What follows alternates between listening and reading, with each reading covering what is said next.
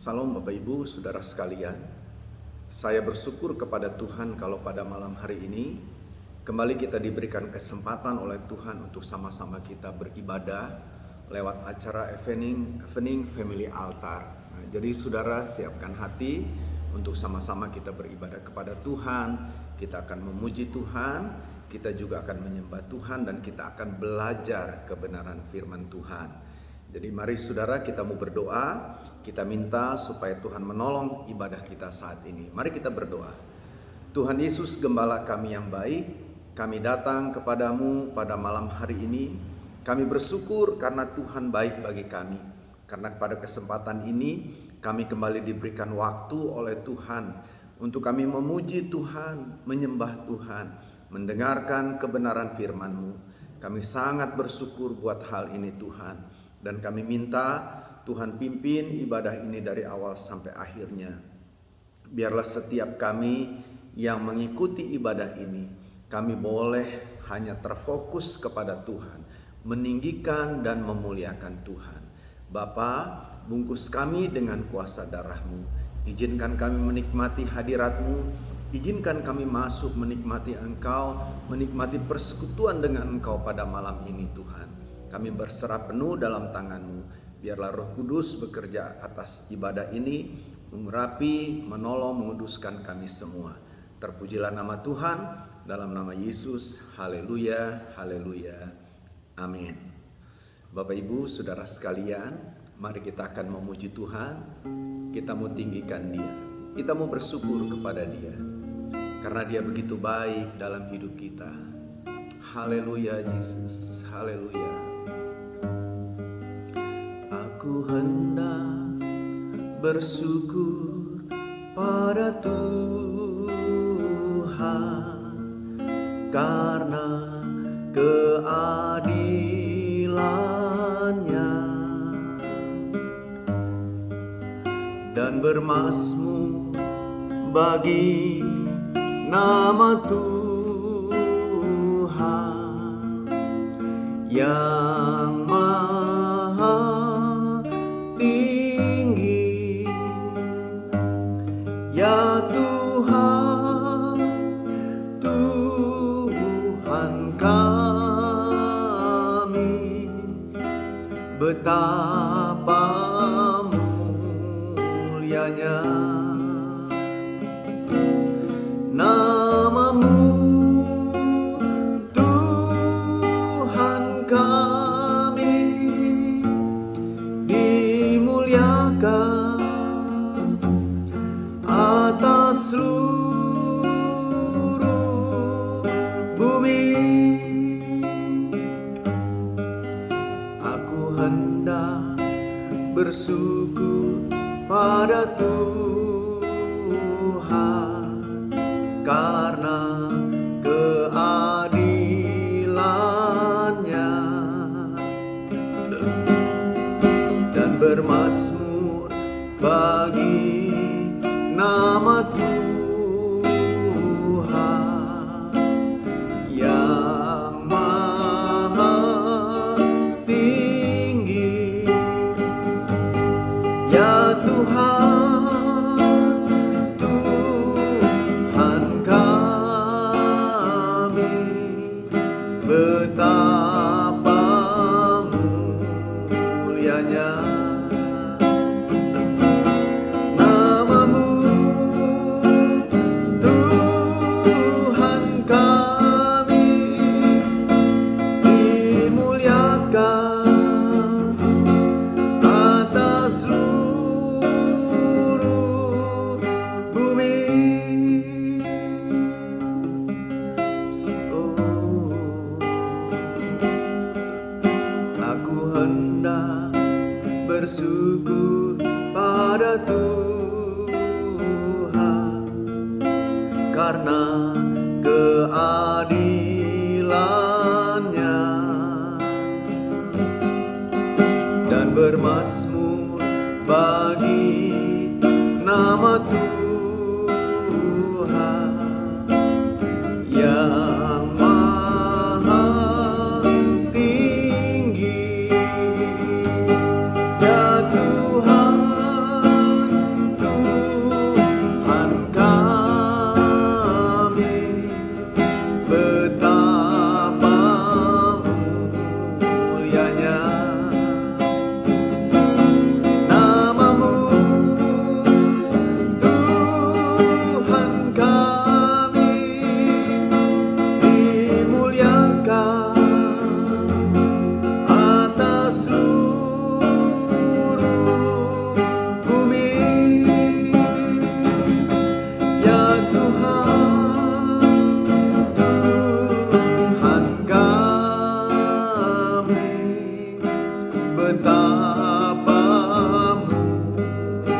mulianya nama-Mu, Tuhan kami, dimuliakan atas seluruh bumi. Ya Tuhan, Tuhan kami, betapa mulianya nama-Mu, Tuhan kami, dimuliakan atas seluruh bumi. Ya Tuhan, Tuhan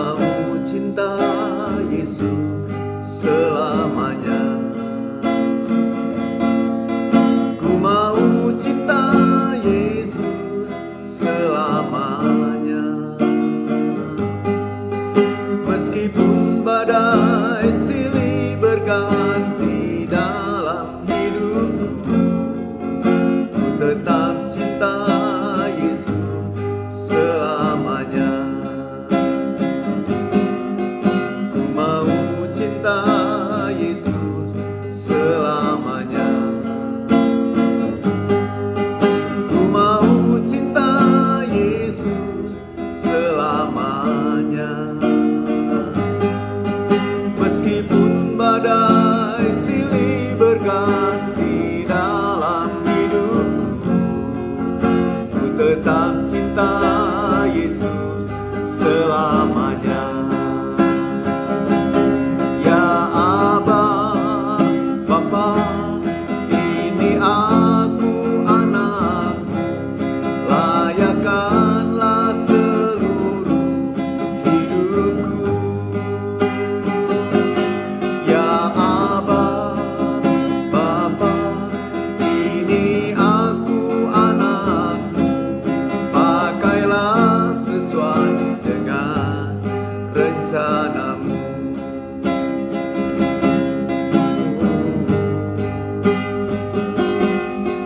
Ku mau cinta Yesus selamanya. Ku mau cinta Yesus selamanya. Meskipun badai silih berganti dalam hidupku, ku tetap cinta Yesus selamanya. Ku mau cinta Yesus selamanya. Ku mau cinta Yesus selamanya. Meskipun badai silih berganti dalam hidupku, ku tetap cinta Yesus selamanya. Ya Aba, Bapa, ini aku anakmu, layakkanlah seluruh hidupku. Ya Aba, Bapa, ini aku anakmu, layakkanlah seluruh rencanamu. Ya Aba, Bapa, ini aku anakmu, layakkanlah seluruh hidupku. Ya Aba, Bapa, ini aku anakmu, pakailah sesuai dengan rencanamu. Pakailah sesuai dengan rencanamu. Pakailah sesuai dengan rencanamu.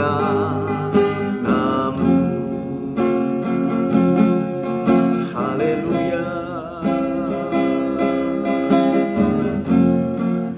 Haleluya.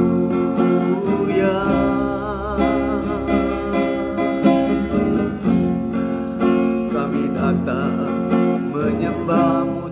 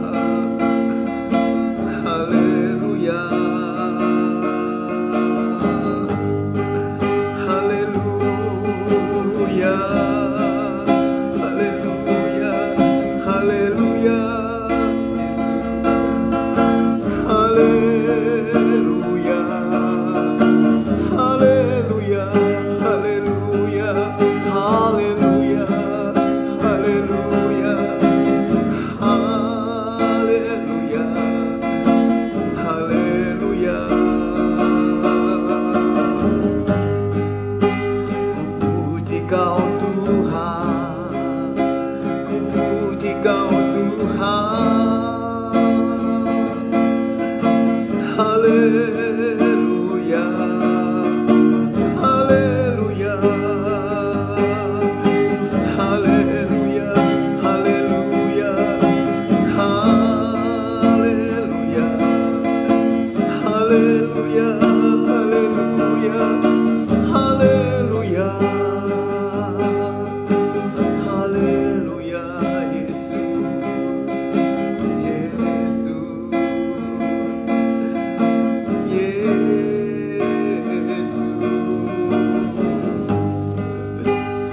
Puji Kau Tuhan, ku puji Kau Tuhan. Haleluya, haleluya. Oh Yesus, oh haleluya Yesus. Kami tinggikan Engkau Bapa,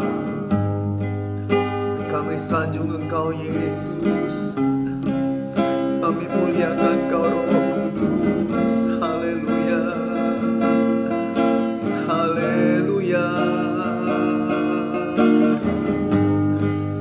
haleluya, haleluya, haleluya, haleluya, haleluya. Oh Yesus, Yesus. Ini kami Tuhan, kami menyembah-Mu Bapa, kami meninggikan Engkau Bapa. Oh,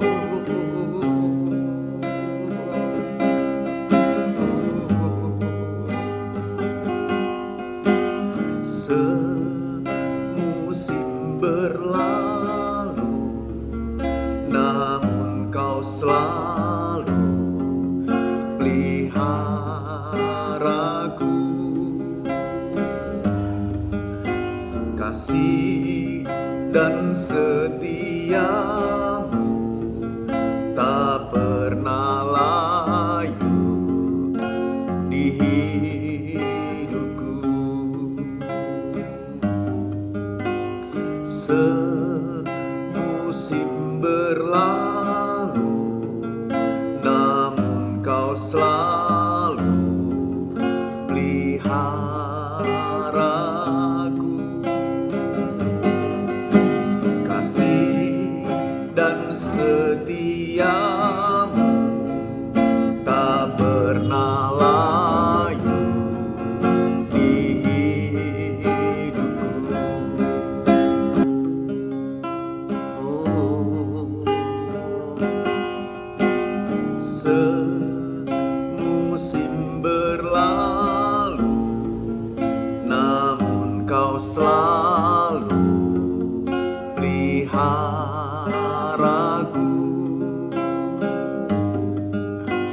Kasih dan setiamu tak pernah layu di hidupku. Lebih luas dari samudra kebaikan-Mu Bapa takkan habis di hidupku. Lebih tinggi dari cakrawala, tak terbatas kasih-Mu. Sungguh ku bersyukur.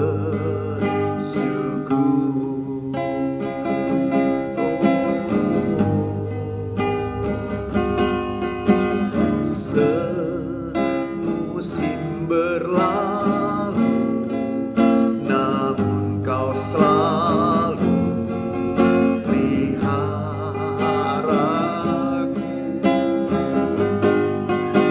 Kasih dan setiamu tak pernah layu di hidupku. Lebih luas dari samudra. Kebaikan-Mu Bapa takkan habis di hidupku, lebih tinggi dari cakrawala. Tak terbatas kasih-Mu, sungguh ku bersyukur.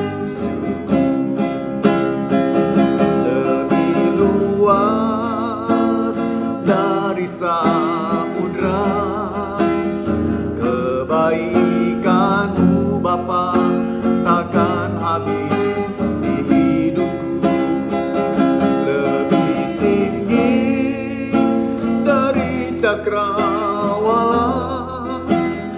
Tak terbatas kasih-Mu, sungguh ku bersyukur. Lebih luas dari samudra, kebaikan-Mu Bapa takkan habis di hidupku, lebih tinggi dari cakrawala. Tak terbatas kasih-Mu, sungguh ku bersyukur.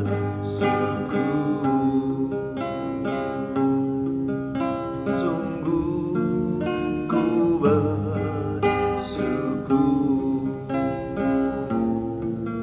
Sungguh ku bersyukur. Haleluya.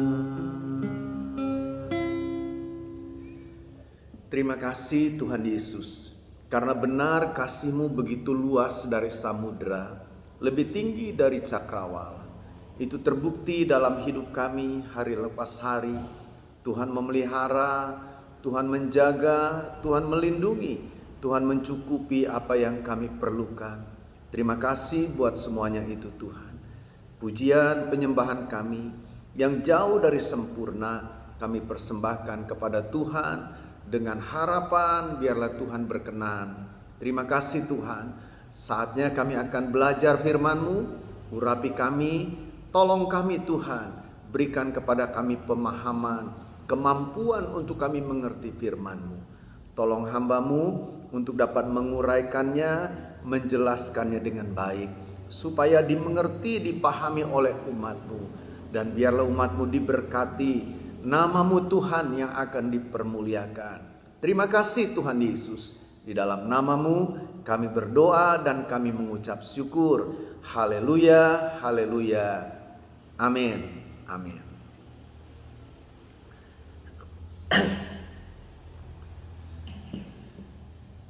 Ya, puji Tuhan. Salam Bapak Ibu, Saudara sekalian.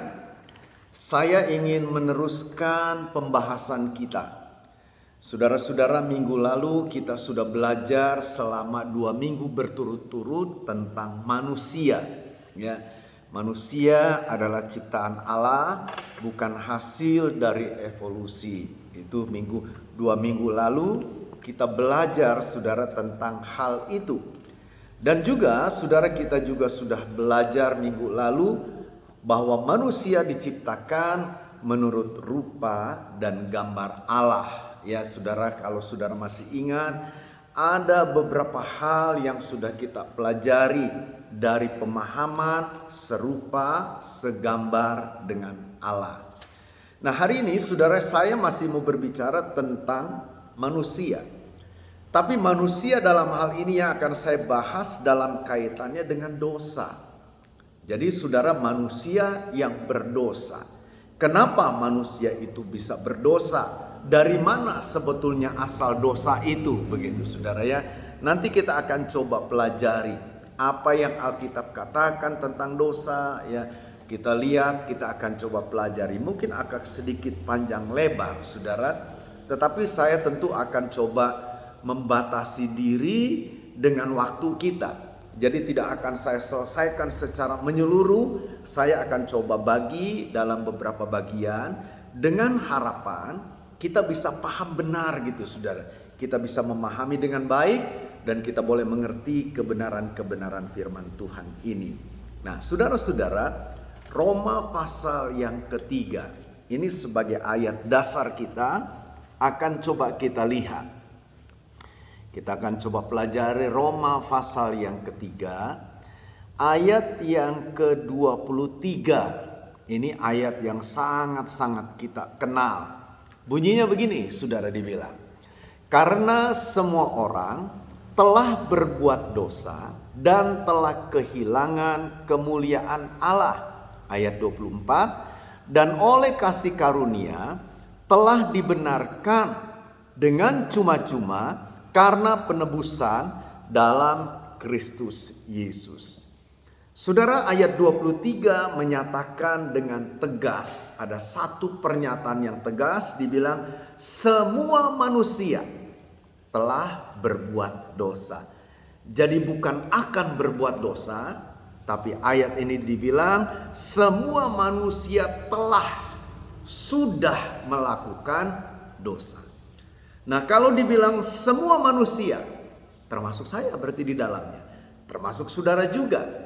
Jadi tidak ada yang terkecuali, termasuk anak-anak bayi, termasuk juga orang-orang tua yang sudah sepuh katakannya. Saudara semua dibilang sudah berbuat dosa. Saudara, kalau kita bicara tentang dosa, Alkitab mencatat dengan jelas, dengan tegas ya, tentang dosa. Jadi kita tidak bisa berkata dosa itu tidak ada. Bahkan ada orang bilang begini, kita akan berbicara, maksudnya mereka bilang gini, dosa itu ada karena manusia membicarakannya. Jadi kalau manusia tidak membicarakannya, maka dosa itu sebetulnya tidak ada. Sama saudara seperti mereka berpandangan tentang Allah. Jadi mereka bilang manusia berbicara tentang Allah, maka Allah ada. Jadi ketika manusia tidak membicarakan Allah, Allah sesungguhnya tidak ada. Jadi saudara, keberadaan Allah itu ditentukan oleh manusia. Kalau manusia membicarakannya, membahasnya, mempelajarinya, maka Allah ada katanya. Nah demikian juga pandangannya dengan dosa. Jadi mereka bilang beranggapan dosa itu sebetulnya nggak ada ya. Tetapi menjadi nyata, menjadi ada karena manusia membahasnya, karena manusia membicarakannya, maka adalah itu. Apakah itu benar pernyataan itu? Saya mau bilang itu pernyataan yang salah. Itu pernyataan yang sesat. Jadi saudara, keberadaan dosa itu satu keberadaan yang memang jelas, nyata, ada. Entahkah manusia mau membahasnya, mendiskusikannya, membicarakannya atau tidak, dosa itu memang sudah nyata, ada gitu saudara. Ya, jadi saudara, Alkitab dengan jelas mengatakan adanya dosa dengan segala akibatnya, gitu saudara. Dan juga kita akan coba belajar di sini, saudara. Apa sih sebetulnya yang dimaksud dengan dosa itu?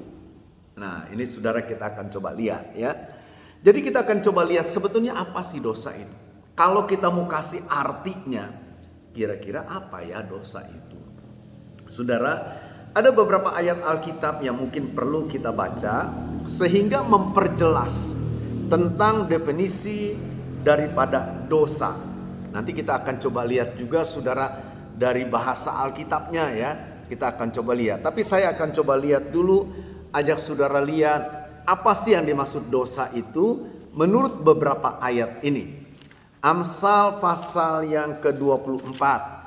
Oke, saudara coba baca Amsal 24. Kita akan lihat ayat yang ke-9. Nah, ayat 9 dibilang begini, memikirkan kebodohan mendatangkan dosa, dan si pencemooh adalah kekejian bagi manusia. Jadi secara sederhana ayat ini mau bilang dosa diartikan sebagai pikiran atau pemikiran yang bodoh.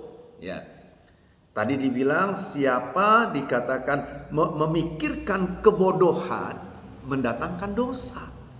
Jadi ketika kita berpikir tentang kebodohan itu bisa membuahkan dosa menurut Amsal 24 ayat 9. Coba kita lihat 1 Yohanes 3. Nah, sekarang dalam perjanjian baru ya, 1 Yohanes 3 itu ada di bagian belakang, Saudara, bukan Injil Yohanes ya, tapi surat Yohanes. Surat Yohanes yang pertama, pasal yang ketiga, Saudara lihat ayat yang keempat. Ayat itu bilang begini, setiap orang yang berbuat dosa melanggar juga hukum Allah. Sebab dosa ialah pelanggaran hukum Allah. Jadi jelas ayat ini bilang dosa itu adalah pelanggaran, melanggar hukum Allah, ketetapan Allah. Ketika dilanggar itulah dosa ya. Jadi dosa merupakan sebuah pelanggaran sebagai dosa gitu, sebuah pelanggaran terhadap hukum Allah ya. Ada lagi, coba ayat kita lihat pasal 5-nya. Ya, 1 Yohanes tadi pasal 3, coba kita loncat pasal 5. Ayat yang ke-17 bilang begini, semua kejahatan adalah dosa. Tetapi dia bilang ada dosa yang tidak mendatangkan maut. Jadi berdasarkan ayat ini dikatakan semua kejahatan. Apa yang jahat? Gitu. Setiap kejahatan, saudara, itu adalah dosa. Jadi pada waktu kita melakukan kejahatan, berarti saudara kita sedang melakukan dosa. Ya. Nah, saudara, sekarang kita lihat, coba kembali ke Roma. Roma pasal 14 ya. Ini ada beberapa ayat, saudara, kita akan coba baca ya. Saya akan coba jelaskan ya sama saudara supaya lebih lengkap gitu ya pemahamannya. Roma 14 ayat yang ke-23 bunyinya begini.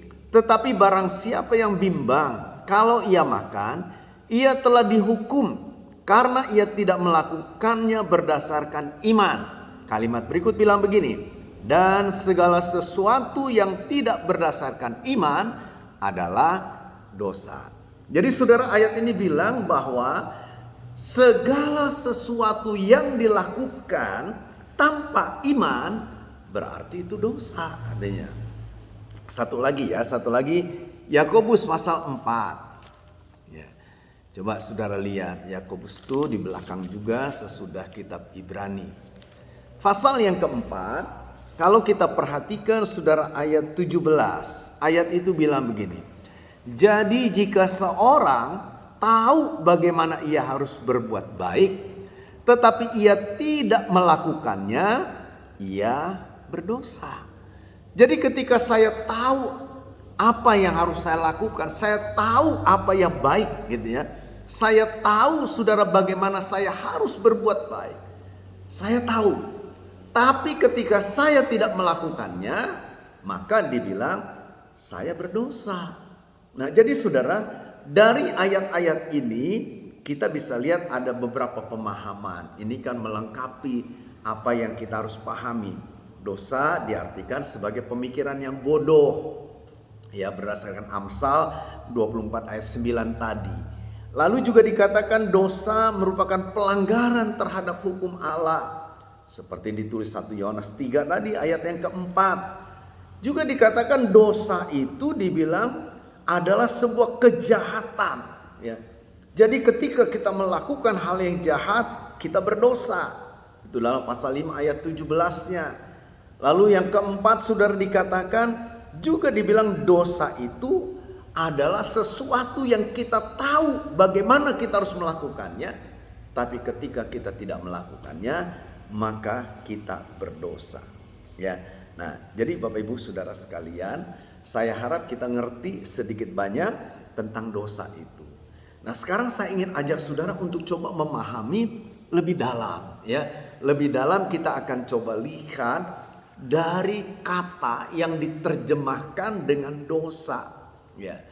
Saudara, di dalam Alkitab memang ada beberapa istilah atau ada beberapa kata yang dipakai saudara yang diartikan itu dosa. Nah, saudara dengar ya, saudara boleh catat kalau saudara mau catat. Saya karena lewat YouTube gini jadi nggak bisa sampaikan PowerPoint. Sebetulnya kalau bisa lewat Zoom barangkali saya bisa sampaikan PowerPoint-nya. Tapi oke lah, saudara dengar baik-baik. Kalau saudara mau catat, saudara catat. Jadi ini beberapa istilah atau beberapa kata di dalam bahasa Alkitab, ya tentunya saudara bahasa Ibrani atau bahasa Yunani yang berkaitan dengan masalah dosa. Saudara, di dalam perjanjian lama, berarti dalam bahasa Ibrani ya. Dalam perjanjian lama, dosa itu ada istilahnya kata. Kata itu tulisannya gini, KHATA. Jadi kata, ya bukan kata ya. Ada haknya, jadi KHATA. Apa artinya saudara kata ini? Artinya itu saudara tidak mengenai sasaran. Meleset begitu saudara ya. Meleset dari sasaran. Jadi kalau sasarannya ke satu titik sana, tapi kita melenceng gitu. Itu saudara arti daripada kata itu. Dan saudara-saudara, itulah dosa. Saya bisa tunjukkan ada beberapa ayat ya. Ada dalam Imamat 4, ayat 2, ayat 3, ayat 25 sampai 35. Juga ada dalam Mazmur 32, ayat 1 sampai ayat 5. Itu saudara dosa itu dipakai yang ditulis diterjemahkan dosa menggunakan kata itu ya. Nah, jadi saudara, artinya kata itu meleset dari sasaran atau tidak mengenai sasaran. Saudara, ada kata yang kedua. Kalau tadi kata, yang kedua saudara ini ra. Ra cuman R sama A. Ra ini memang dalam bahasa Indonesia sering juga diterjemahkan saudara dosa. Tapi dalam arti saudara menghancurkan ya, atau menghentikan atau jahat itu saudara. Nah, jadi saudara-saudara, artinya ini sesuatu yang memang menghancurkan, sesuatu yang jahat itu adalah dosa gitu. Ya kata ra itu. Saudara, lalu ada kata yang ketiga yang dipakai dalam perjanjian lama yang terkait dengan masalah dosa, yaitu kata pasah. P-A-S-H-A itu ya, jadi pasah. Saudara, pasah ini artinya memberontak atau melanggar ya. Dia berontak, dia tidak taat, dia berontak, saudara, dia melanggar, maka itu adalah dosa ya. Jadi saudara lihat ada beberapa kata yang semakin membuka wawasan kita, semakin lebih lengkap pemahaman tentang dosa. Lalu ada lagi yang keempat sudah dipakai saudara dalam perjanjian lama, itu ada kata yang berbunyi awon, A-W-O-N gitu ya. Awon, awon ini artinya perasaan bersalah akibat perbuatan dosa yang dilakukan. Jadi ada satu perasaan yang, aduh saya salah, karena memang kita sudah melakukan dosa. Kita sudah melakukan hal yang tidak baik, yang jahat itu ya. Jadi saudara, dosa dalam istilah perjanjian lama itu ada awon, sebuah rasa yang dirasakan, aduh gak nyaman gitu ya. Aduh saya sudah salah. Nah, lalu juga ada kata sagak. Kata sagak itu S-H-A-G-A-G gitu ya. Sagak. Artinya melakukan kesalahan. Atau tersesat gitu sudah. Tersesat seperti domba yang tidak tahu jalan pulang, begitu kan? Saudara-saudara, itu berkaitan dengan dosa juga. Lalu ada kata yang berikutnya, kata asam, A-S-H-A-M ya. Jadi ada haknya, asam. Saudara-saudara, kata asam ini artinya rasa bersalah. Ini mirip-mirip dengan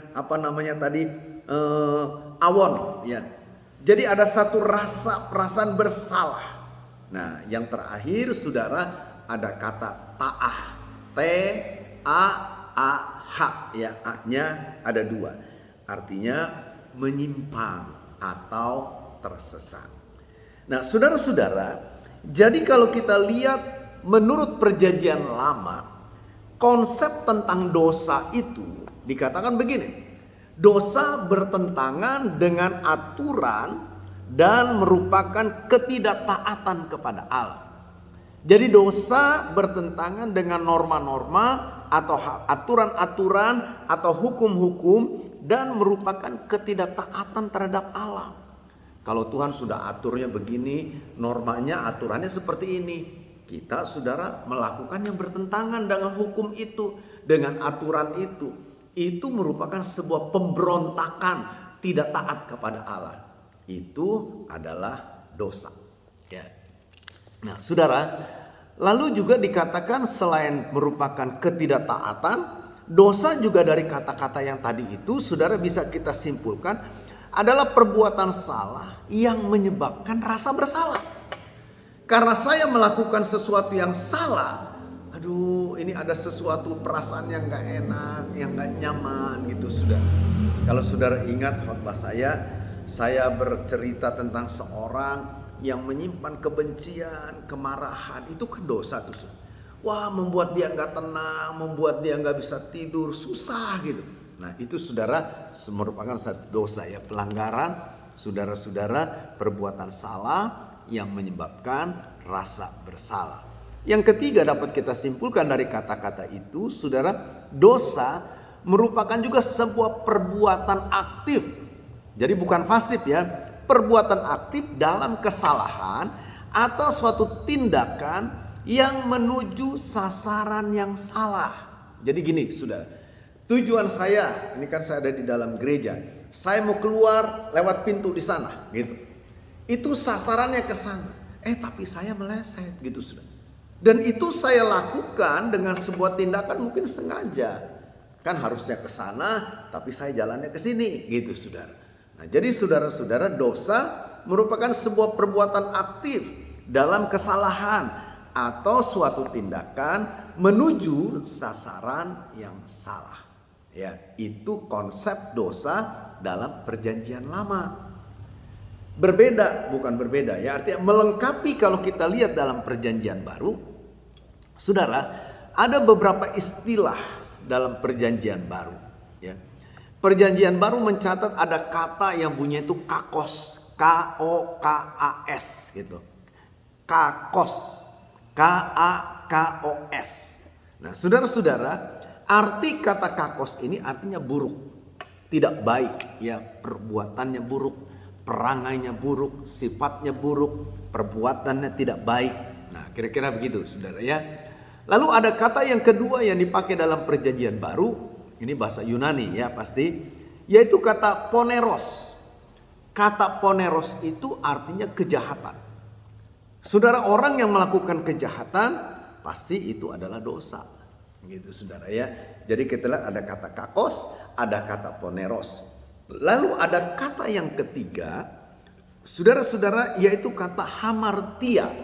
Nah, ini lebih terkenal nih kata ini. Kata hamartia ini, saudara, dapat sama artinya dengan kata dalam perjanjian lama itu kata ya, K-H-A-T-A. Artinya tidak mengenai sasaran atau meleset, tidak mencapai sasaran. Itu arti kata hamartia. Nah, saudara, selain kata hamartia, ada juga yang diterjemah kata yang berbunyi hamartema. Saudara, ini akar katanya sama nih ya, tapi saudara memiliki pengertian yang berbeda. Kalau hamartia tidak mencapai sasaran, meleset dari sasaran, sementara hamartema artinya tidak patuh gitu ya, ketidakpatuhan terhadap hukum. Jadi saudara sengaja gitu, dengan aktif, dengan sengaja melanggar. Lampu merah harusnya berhenti gitu kan, aturan hukumnya begitu. Kita jalan terus, itu melanggar. Jadi kita tidak patuh, tidak taat terhadap hukum. Itu dosa saudara ya. Lalu saudara juga ada kata anomia. Anomia, A-N-O-M-I-A. Artinya kedurhakaan atau tidak punya aturan, tidak punya hukum, hidup sesuka-sukanya. Pokoknya saya mau lakukan ini ya lakukan saja gitu saudara. Jadi saudara-saudara, itu adalah perbuatan dosa. Ya. Lalu ada kata yang lain sudah digunakan dalam perjanjian baru, yaitu kata parabates. Kata parabates ini artinya pelanggaran. Ya, lalu juga ada kata paratoma. Ya, jadi kalau tadi ada parabates, ada juga paratoma. artinya pelanggaran secara sengaja tuh kalau paratoma itu. Dan saudara, yang terakhir ada kata agnosis. Agnosis, A-G-N-O-I-S ya. Jadi agnosis artinya tidak berpengetahuan, tidak berpengertian ya. Nah, saudara, dari apa yang kita temukan dalam perjanjian baru ada kata-kata kakos, poneros, hamartia dan sebagainya itu, kita bisa simpulkan begini. Dalam konsep perjanjian baru, saudara, dosa itu satu, semua dosa adalah pelanggaran hukum atau pemberontakan. Ya. Dan yang kedua dapat kita katakan dosa atau kejahatan memiliki bentuk yang banyak sekali. Maksudnya wujudnya itu banyak gitu sudah. Jadi bukan hanya satu wujudnya tapi banyak. Dan juga saudara dapat kita simpulkan dosa menuntut pertanggungjawaban manusia. Jadi ketika saya melakukan dosa itu ada tuntutan tanggung jawab kepada saya. Saya harus bertanggung jawab apa yang saya lakukan itu. Nah, Bapak Ibu Saudara sekalian, sampai di sini dalam pemahaman kita tentang dosa, harusnya saya pikir kita mulai berenungkan, kita mulai berhati-hati. Saya percaya kita tahu apa yang harusnya kita lakukan. Saya tahu kita mengerti harusnya kemana tujuan kita. Sasarannya itu yang mana kita harusnya ngerti itu. Tapi bukankah kita seringkali melihat orang dengan sengaja ya melenceng dari sasaran. Orang dengan sengaja tidak taat. Orang dengan sengaja saudara melanggar. Orang dengan sengaja hidup menjalankan hidup ini tanpa aturan-aturan. Wah, itu rusak sekali itu saudara. Saya berharap ini tidak ada nih pada saudara dan saya. Kita sebagai umat Allah, kita memahami ini loh dosa-dosa, kita harus jauhkan, kita harus hindarkan. Ya, jangan berbuat dosa saudara, sebab ada akibatnya nanti. Kita diminta tanggung jawab atas perbuatan-perbuatan dosa yang dilakukan oleh kita. Nah, itu sebabnya mari semakin kita mengerti tentang hal dosa ini, saya berharap bukan semakin kita senang melakukannya, kita semakin tidak suka dan kita bertekad untuk tidak mau melakukannya. Ya. Nah, saudara, saya akan coba melanjutkan. Saudara, dua hal lagi yang saya mau lanjutkan ya. Atau saudara lihat nanti saya akan coba batasi waktu saya ya. Kita akan lihat saudara kisah yang dicatat dalam Alkitab tentang munculnya dosa itu. Dan ini berkaitan dengan kejatuhan manusia ya.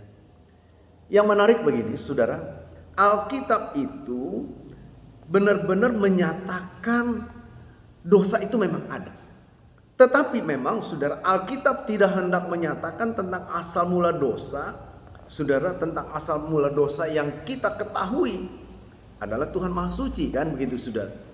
Jadi Alkitab tidak hendak menyatakan tentang asal mula dosa yang kita ketahui adalah Tuhan Maha Suci. Kenapa saya buat pernyataan begini? Karena begini, orang berpikir saudara, kan Allah itu Alfa dan Omega. Sebelum dia itu tidak ada. Jadi segala sesuatu berasal dari dia.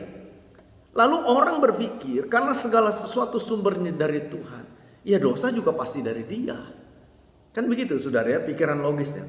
Jadi kalau sebagai puncaknya itu awalnya adalah katakan Tuhan, segala sesuatu itu ada sumbernya dari dia. Tapi bisa nggak kalau kita bilang dosa itu ya berarti sumbernya Tuhan. Tuhan yang menyebabkan dosa. Tuhan yang membuat dosa. Apa memang begitu saudara? Nah, ini yang saya bilang perlu kita luruskan, perlu benar-benar kita mengerti di sini. Bapak Ibu Saudara sekalian, Allah kita adalah Allah yang Maha Suci. Dan Tuhan, Saudara, yang menciptakan segalanya ini tidak menciptakan dosa. Dengar baik-baik ini, Saudara. Jadi Tuhan tidak pernah menciptakan dosa. Tuhan tidak pernah membuat manusia berdosa. Tuhan tidak pernah mendorong manusia untuk melakukan dosa. Nah, kalau begitu apa yang Alkitab menyatakan terkait dengan masalah dosa ini? Nah, saudara, ada beberapa hal yang mungkin saya perlu jelaskan. Yang pertama, saudara, manusia diciptakan memang dengan kemungkinan berdosa. Dengar baik-baik, jangan saudara salah di sini ya. Jadi manusia diciptakan dengan kemungkinan bisa berdosa. Kenapa? Karena Allah menciptakan manusia dan manusia diberikan kehendak bebas. Free will gitu saudara. Saudara tahu kehendak bebas ya. Saudara, Tuhan ciptakan saya, saudara, dan dia berikan kebebasan untuk saya mengambil satu keputusan. Saudara, saya bisa memilih untuk taat kepada Allah, atau saya juga bisa memilih tidak taat, saya melawan Allah. Nah, inilah kebebasan saudara yang diberikan oleh Tuhan. Jadi saudara-saudara, Tuhan menciptakan kita bukan seperti robot yang sudah di-setel, di-setting. Nanti jalan 2 meter, belok kanan 1 meter, belok kiri lagi gitu. Enggak gitu, sudah. Tapi waktu Allah ciptakan kita, waktu Tuhan ciptakan kita, dia berikan kebebasan. Dia berikan kehendak bebas kepada manusia itu. Mau taat bisa, nggak mau taat ya bisa juga gitu. Silakan putuskan. Jadi saudara, sekali lagi, manusia diciptakan dengan kemungkinan untuk berdosa. Artinya manusia diciptakan karena Allah memberikan kehendak bebas, yaitu untuk memilih taat kepada Allah atau memilih melawan Allah. Saudara-saudara, kebebasan itu harus dipergunakan dan dipertanggungjawabkan. Artinya saudara, setiap keputusan yang saya berikan, memang saya punya hak kan untuk memutuskan. Karena Tuhan kasih kebebasan sama saya. Tapi setiap keputusan itu saya harus tanggung jawab tuh saudara. Nah, ketika saya memutuskan untuk berdosa, melawan kehendak Allah, tidak taat kepada Allah, saudara-saudara, dia minta tanggung jawab dari kita sekalian. Lalu yang kedua yang perlu saudara tahu, bahwa pohon pengetahuan tentang yang baik dan jahat, saudara, ini seringkali kan orang bilang gini, aduh, kalau aja Tuhan gak buat pohon itu, manusia gak berdosa. Jadi saudara, siapa yang salah kalau begitu? Kenapa kok Adam dan Hawa jadi jatuh dalam dosa? Orang bilang ya karena ada pohon itu, coba Tuhan gak taruh pohon itu, pasti dia gak akan berdosa. Nah, dengan kata lain kan kembali saudara, yang menyebabkan Adam dan Hawa berdosa itu karena Tuhan, bukan karena mereka. Ini pikiran yang keliru, ini pendapat yang keliru. Sebab saudara, pohon pengetahuan yang baik dan yang jahat itu diberikan oleh Tuhan sebagai sebuah ujian ketaatan, agar manusia dengan rela dan dengan rasa, dengan kehendaknya gitu sudah, dengan rela dan atas kehendaknya sendiri memilih Allah dan menolak iblis. Saudara-saudara, kalau nggak ada pohon itu, kan kita nggak tahu nih saudara. Kalau tidak ada ujiannya gitu, apakah dia taat memang menurut kehendaknya atau memang karena tidak ada pilihan. Jadi sama saja umpama begini. Ini ada kacamata saya, ini ada handphone. Dengan adanya ini, kan saudara-saudara saya bilang, oke, saudara silakan pilih mau yang mana, kacamata atau handphone gitu. Saudara bisa pilih handphone, saudara bisa pilih kacamata. Tapi kalau hanya ada satu, tidak ada pilihan.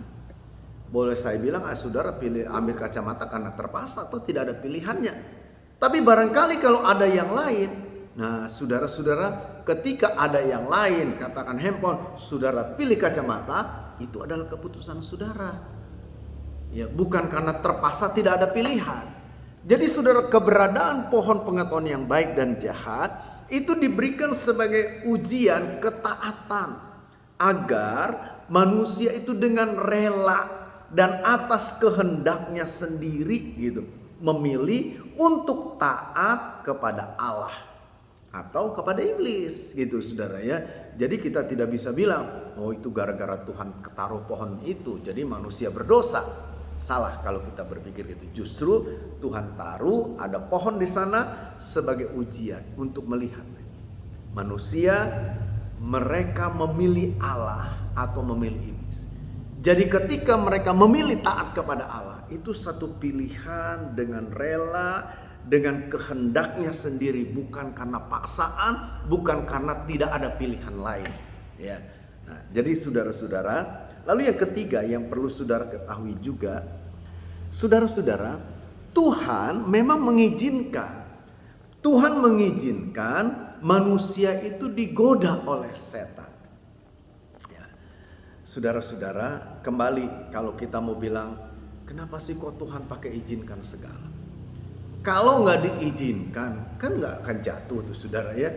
Kadang-kadang orang berpikir begitu tuh sudah, wah coba aja kalau isi iblis itu tidak diizinkan oleh Tuhan, menggoda manusia tidak akan berdosa. Tapi kembali saudara, persoalannya saya bilang tadi, kalau andai kata Tuhan tidak izinkan, katakan keputusan manusia untuk memilih taat kepada Allah, sebetulnya itu bukan keputusan yang didasari oleh kehendaknya sendiri, karena memang tidak ada pilihan lain gitu saudara. Ya, jadi kita harus mengerti di sini. Nah saudara, lalu yang keempat yang saudara perlu tahu, manusia yang suci itu tergoda akhirnya oleh iblis. Dan kemudian ia mengambil serta memakan buah pengetahuan yang baik dan jahat itu. Kan kita tahu cerita itu saudara ya, bagaimana si iblis itu yang menyerupai ular, dia datang saudara menemui Hawa. Dia mulai berkomunikasi, dia mulai bercerita saudara. Dan saudara-saudara, dalam hal itu kalau saudara perhatikan, tidak ada paksaan dari iblis. Iblis tidak paksa gitu, awas ya, kamu harus ambil itu, kamu harus makan, kalau enggak mati kamu nih. Enggak gitu. Kalau saudara perhatikan, iblis saudara berbicara, dia berkomunikasi. Saudara-saudara, dia coba berbicara dengan Hawa. Memang dia komunikasinya dengan penuh kebohongan kan saudara. Dia coba putar balikan apa yang sudah Hawa dengar mungkin dari Adam gitu saudara. Tapi coba diputar balikan oleh iblis itu. Jadi saudara-saudara, ketika Hawa memutuskan ambil buah itu makan, lalu dia kasih sama suaminya putuskan juga itu makan, itu berarti manusia telah menjatuhkan pilihannya untuk lebih mendengar apa yang dikatakan oleh iblis dibandingkan dengan apa yang dikatakan oleh Allah. Nah jadi saudara-saudara, kalau begitu dosa itu dapat kita katakan bukan berasal dari Allah. Kita tidak bisa bilang itu berasal dari Allah. Dosa bukan berasal dari Allah. Allah tidak menciptakan dosa. Ya. Bahkan kalau kita perhatikan, Allah juga tidak menciptakan suatu kejahatan.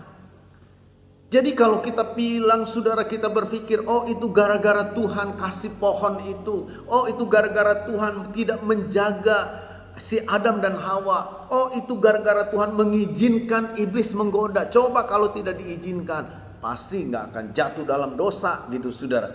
Saudara-saudara, itu pikiran yang sesat, yang salah. Dari uraian tadi yang saya katakan jelas, dosa tidak berasal dari Allah. Allah tidak pernah menciptakan dosa. Bahkan Allah tidak pernah menciptakan suatu kejahatan. Jadi kalau kita baca baik-baik di dalam Alkitab, khususnya kitab Kejadian, jelas dinyatakan bahwa setelah Allah menciptakan langit dan bumi, maka Allah dibilang melihat segala sesuatu yang dijadikan itu semuanya baik. Ya. Bahkan saudara ada perkataan sungguh amat baik. Ya. Saudara, perkataan sungguh amat baik itu dalam ayat itu, ini mempunyai arti saudara bahwa semua ciptaan itu, semua yang diciptakan oleh Allah sesuai dengan maksud dan rencananya, tidak akan pernah meleset gitu, tanpa cacat dan tanpa celah. Jadi saudara-saudara, kita dapat katakan asal dosa bukan dari Allah. Allah bukan pribadi yang menciptakan dosa. Allah bukan pribadi yang menciptakan kejahatan. Semua yang dia ciptakan baik, indah, termasuk manusia. Saudara, dan dia berikan kebebasan sehingga manusia memilih, menetapkan mau taat kepada siapa. Bapak Ibu Saudara sekalian, dari uraian apa yang saya sampaikan ini. Jadi sekali lagi saya mau bilang, Tuhan tidak pernah maksa. Iblis pun tidak pernah maksa. Saudara-saudara, apa yang kita putuskan itu merupakan sebuah kesadaran pilihan kita. Mungkin ada masukan-masukan kan? Iblis kasih masukan, oh kalau kamu makan buah itu justru kamu akan jadi sama seperti Allah. Tahu yang baik, tahu yang buruk katanya. Itu kan hanya sebuah masukan. Hawa bisa berkata, saya tidak mau sana, pokoknya saya nggak mau dengar omongan kamu, saya mau taat saja sama Tuhan. Bisa kalau Hawa ngomong begitu. Jadi saudara-saudara, umumnya saya mau katakan, ketika kita berdosa itu adalah satu keputusan kita. Saudara, itu satu keputusan kita yang kita ambil. Mungkin saya bilang tadi ada masukan kiri kanan dari kita, lalu kita ambil keputusan itu. Nah, jadi saudara-saudara, mari perhatikanlah ini baik-baik. Biarlah kita benar-benar berjaga-jaga, sadar gitu saudara. Ada banyak masukan-masukan yang salah. Iblis itu bisa membisikkan hal-hal bagi dalam kehidupan kita lewat segala situasi yang kita hadapi. Jadi saudara, kita harus benar-benar berjaga-jaga. Ya, dalam surat Petrus dibilang supaya kita ini sadar dan berjaga-jaga. Kenapa? Karena iblis itu dia berjalan keliling kata seperti singa yang mengaum-ngaum. Dia bersuara, dia memberikan pengaruh, dia memberikan masukan-masukan. Lewat apa yang kita lihat, apa yang kita dengar, apa yang kita rasakan. Dia bisa kasih masukan itu lewat pikiran kita. Tapi saya percaya ketika kehidupan kita ini dipenuhi oleh Roh Allah dan kita berjalan di dalam pimpinan Roh Allah, Dia boleh saja saudara kasih masukan, tapi kita akan tetap taat kepada Allah. Nah, jadi apa yang kita pelajari pada malam hari ini, mari satu kesimpulan yang saya mau katakan, jangan suka berbuat dosa. Ya, hidup di dalam kekudusan, karena itu yang Tuhan kehendaki bagi kita sekalian. Tuhan Yesus berkati kita semua. Amin. Nah, Bapak Ibu Saudara sekalian, jadi kita sudah membahas beberapa poin tentang pengertian dosa, baik menurut Alkitab secara umum, lalu kita lihat tadi dalam Perjanjian Lama dan Perjanjian Baru, dan kita juga sudah melihat bagaimana kejatuhan dosa, ya kejatuhan manusia dalam dosa, yang membuktikan kepada kita bukan Allah sumber dosa itu. Nah, nanti saudara, minggu depan saya akan coba teruskan bahas tentang masalah sumber dosa. Lalu kita lihat bagaimana dosa itu menjalar, begitu ya. Ada beberapa hal yang perlu kita pahami. Baik saudara-saudara, kita akan akhiri ibadah kita pada malam hari ini. Sebelumnya, saya mau kasih tahu jangan lupa nanti hari Jumat ada lembah pujian. Sidang jemaat diundang untuk hadir. Pelayan-pelayan Tuhan, saudara harus hadir. Biasakan diri untuk menyembah dengan baik di hadapan Tuhan. Ya, jadi saudara-saudara ingat, penyembahan, pujian itu sesuatu yang memang Tuhan mau supaya kita lakukan. Dan saya mau katakan sama saudara, ketika kita menjadi pribadi pemuji dan penyembah Allah, maka kita akan menjadi pribadi yang kuat. Dan lewat itu semua, saudara akan lihat ada mujizat-mujizat yang Tuhan lakukan. Mari saudara, kita mau berdoa. Bapa di surga, terima kasih buat malam hari ini, buat kebenaran firman yang sudah kami pelajari. Biarlah kami mengerti bahwa hidup ini bukan untuk berbuat dosa, tapi kami hidup untuk melakukan kebenaran. Kami hidup untuk hidup di dalam ketaatan di dalam Tuhan. Terima kasih Bapa. Tanamkan kebenaran ini dalam setiap kami. Hamba berdoa, berkati seluruh umat-Mu yang sudah mengikuti ibadah Eva malam hari ini. Biarlah anugerah Tuhan turun atas mereka, pribadi mereka diberkati, diberikan kekuatan, kesehatan. Keluarga mereka diberkati, suami, istri, anak-anak, orang tua dalam nama Yesus diberkati. Usaha pekerjaan yang Tuhan percayakan untuk mereka kerjakan dalam nama Yesus diberkati oleh Tuhan. Yang sakit kami berdoa Tuhan sembuhkan, yang lemah Tuhan kasih kekuatan, yang sedang berbeban berat berikan topangan-Mu Tuhan, kelegaan bagi mereka. Mereka boleh hidup di dalam kemenangan. Terima kasih Bapa, kami serahkan seluruh kegiatan ibadah gereja-Mu di tempat ini, bahkan rencana untuk kami memperbaiki rumah-Mu ini, kami serahkan dalam tangan Tuhan. Terima kasih Bapa, Kau berkati seluruh umat-Mu, berkati kami semua. Terpujilah nama Tuhan. Sekarang saudara, terimalah oleh anugerah dan berkat dari Allah Bapa, cinta dan kasih sayang dari Tuhan Yesus, persekutuan dengan Roh Kudus menyertai saudara semua mulai malam hari ini sampai Dia datang menjemput kita semua. Dalam nama Yesus. Haleluya, haleluya. Amin. Amin. Tuhan Yesus berkati kita semua. Amin.